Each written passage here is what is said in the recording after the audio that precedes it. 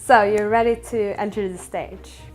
You prepared your pitch or a presentation, and it's important. This is really important to you.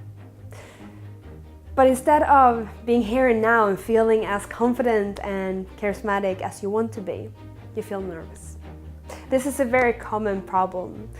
One of the greatest phobias globally is public speaking. So you're not alone. But there's a couple of things we can do to overcome this. We can use our body language to increase our confidence. This is a big topic, but we want to give you a couple of ideas. So before going up in front of the audience, making sure that you have an open body language helps. Don't make yourself small and have a closed body language. That's not going to help your charisma and confidence on stage.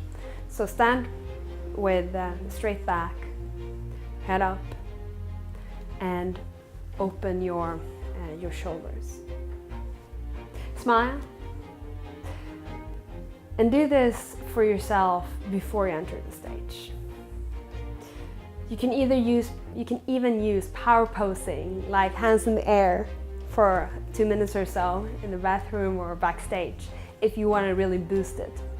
But it's about using your body language to your advantage. So when you enter the stage, when you deliver that pitch or presentation, that you're able to be yourself. As I said, this is a rich topic and there's a lot more to cover in order to prepare for a pitch or presentation. We actually have a course within public speaking to help you shine on stage with Wellbeing Academy. So if you want to learn more about that, check that out.